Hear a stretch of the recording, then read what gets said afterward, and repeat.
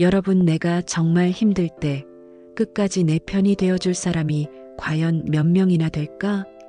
이런 생각 해보신 적 있으신가요?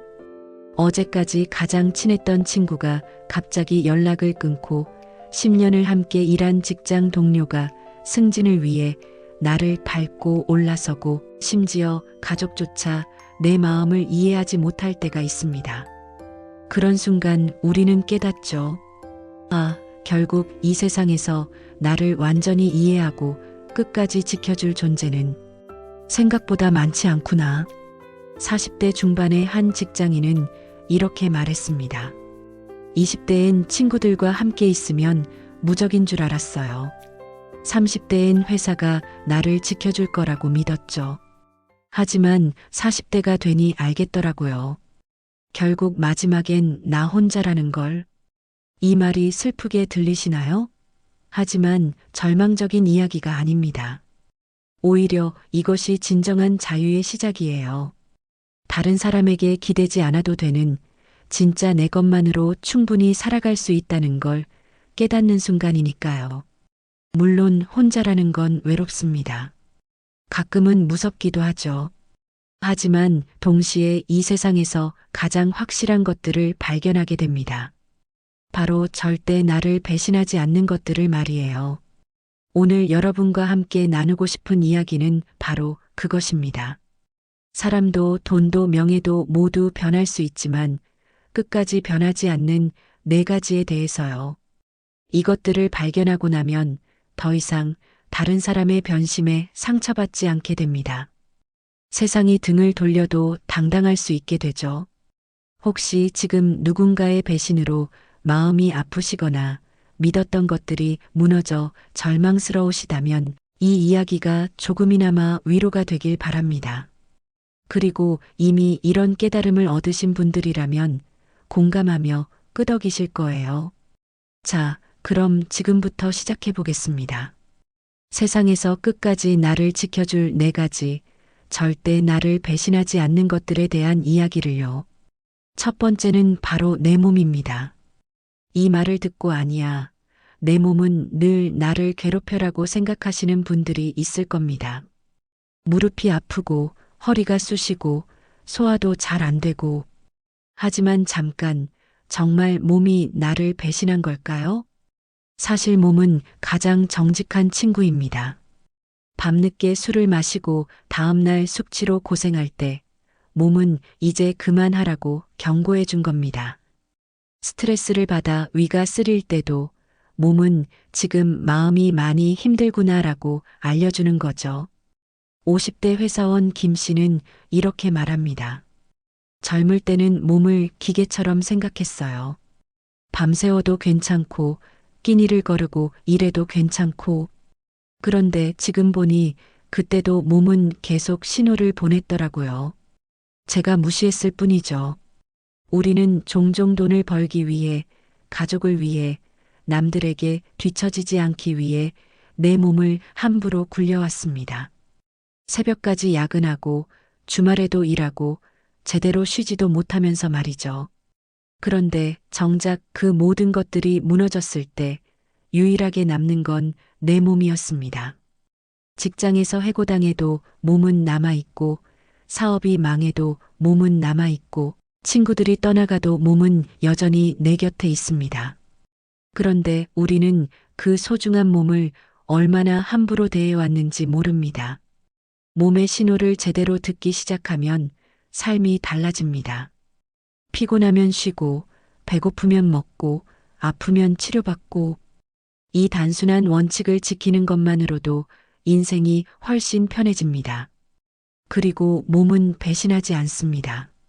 내가 잘 돌봐주면 그만큼 회복해서 다시 나를 지탱해 줍니다. 70세가 넘어서도 건강하게 사시는 분들을 보세요. 그분들은 젊을 때부터 몸과 친구가 되었던 사람들입니다. 이제부터라도 늦지 않았습니다. 내 몸에게 미안하다고 말해보세요. 그리고 조금씩이라도 더 잘 돌봐주세요. 규칙적으로 먹고, 충분히 자고, 적당히 운동하고, 정기검진도 받고. 이런 기본적인 것들이 결국 내 인생을 지탱하는 가장 튼튼한 기둥이 됩니다. 두 번째는 내 경험과 배움입니다. 세상의 모든 것이 변해도 내가 겪어온 일들과 그 속에서 얻은 깨달음만큼은 영원히 내 것으로 남습니다. 어떤 사람들은 말합니다. 나는 학력도 없고 특별한 재능도 없어서 가진 게 없어. 하지만 정말 그럴까요? 당신이 살아온 수십 년의 시간, 그 속에서 웃고 울며 겪어온 모든 순간들이 바로 당신만의 자산입니다. 30대 초반에 사업을 시작했다가 빚만 잔뜩 지고 실패한 이 씨의 이야기입니다. 그때는 정말 절망적이었다고 해요. 친구들에게 돈도 빌렸고 가족들에게도 피해를 줬죠. 하지만 그 실패 경험이 그를 더 강하게 만들었습니다. 그 실패 덕분에 알게 됐어요. 어떤 거래처를 조심해야 하는지, 돈 관리를 어떻게 해야 하는지, 사람을 어떻게 봐야 하는지. 책으로는 절대 배울 수 없는 것들을 몸으로 익혔죠. 그래서 두 번째 도전할 때는 성공할 수 있었어요. 경험은 절대 사라지지 않습니다. 누군가 내 돈을 빼앗을 수는 있어도 내가 겪어온 일들을 빼앗을 수는 없어요. 내 머릿속에 저장된 모든 기억들, 그 속에서 얻은 교훈들은 오직 나만의 것입니다. 실연당했던 경험도, 직장에서 왕따를 당했던 경험도, 가족과 갈등을 겪었던 경험도, 당시에는 너무 괴롭고 힘들었지만 지금 되돌아보면 모두 나를 성장시킨 소중한 자산들입니다. 책을 통해 얻는 지식도 마찬가지입니다. 한번 머릿속에 들어온 지식은 누구도 빼앗을 수 없어요. 경제가 어려워져도, 일자리를 잃어도 내가 알고 있는 것들은 그대로 남아서 새로운 기회를 만들어줍니다. 그래서 나이가 들수록 배움을 멈추면 안 됩니다. 새로운 기술을 익히고 책을 읽고 사람들과 대화하며 계속 성장해야 해요. 그 모든 것들이 쌓여서 나만의 독특한 경쟁력이 되거든요. 실패도 두려워하지 마세요. 실패에서 얻는 교훈이 성공에서 얻는 것보다 훨씬 깊고 오래갑니다. 내가 흘린 눈물 한 방울, 내가 느꼈던 절망의 순간들까지도 결국 나를 더 단단하게 만들어주는 자양분이 됩니다. 세 번째는 내 마음과 양심입니다. 이 세상에서 가장 정직한 판사가 있다면 그건 바로 내 마음속의 양심입니다. 남들은 속일 수 있어도 내 양심은 속일 수 없습니다. 잘못된 일을 하면 마음이 불편하고 옳은 일을 하면 마음이 편안해지죠. 이런 감각을 믿고 살아가는 사람이 결국 평안을 얻습니다. 회사에서 승진하기 위해 동료를 밟고 올라선 박 과장의 이야기입니다. 겉으로는 성공한 것처럼 보였지만 밤마다 잠이 오지 않았다고 해요. 꿈에서도 그 동료가 나타나서 괴롭혔죠. 결국 몇 년 후 그 스트레스 때문에 건강을 잃었습니다. 돈도 벌었고 지위도 올랐는데 왜 이렇게 불행할까 생각해 봤어요. 그런데 답은 뻔하더라고요. 내 양심을 배신했으니까요. 반대로 어려운 상황에서도 양심을 지키며 살아가는 사람들이 있습니다. 당장은 손해를 보는 것 같아도 결국에는 더 큰 것을 얻게 되죠. 사람들의 신뢰를 얻고 자기 자신과도 평화롭게 지낼 수 있으니까요. 양심의 소리는 때로 불편합니다. 그냥 모르는 척하면 편할 텐데 라는 생각이 들 때도 있어요. 하지만 그 불편함을 감수하고 옳은 길을 선택하는 것, 그것이 진정한 용기입니다. 내 마음의 목소리에 귀 기울여 보세요. 정말 하고 싶은 일이 무엇인지, 어떤 사람이 되고 싶은지, 무엇을 위해 살아가고 싶은지, 남들의 시선이 아니라 내 마음이 원하는 것을 찾아보세요. 물론 때로는 현실과 이상 사이에서 고민해야 할 때도 있습니다. 하지만 완전히 타협하지는 마세요. 최소한의 선은 지키며 살아가야 나중에 후회하지 않습니다. 양심은 나이가 들수록 더 중요해집니다. 인생의 마지막에 거울 앞에 섰을 때 나는 떳떳하게 살았다고 말할 수 있는 사람이 진정한 승리자예요. 마지막 네 번째는 시간입니다. 우리는 종종 시간을 원망합니다. 시간이 너무 빨리 간다. 인생이 너무 짧다. 젊을 때로 돌아가고 싶다. 하지만 정말 시간이 나를 배신한 걸까요? 시간은 세상에서 가장 공정한 심판입니다. 부자든 가난하든 권력자든 서민이든 모두에게 하루 24시간을 똑같이 줍니다. 그 시간을 어떻게 쓰느냐는 전적으로 우리의 선택이죠. 젊을 때 게임과 술로 시간을 보낸 사람과 독서와 운동으로 시간을 보낸 사람, 40대가 되었을 때 둘의 차이는 명확해집니다. 시간은 공평했습니다. 다만 그 시간을 어떻게 투자했느냐의 차이일 뿐이에요.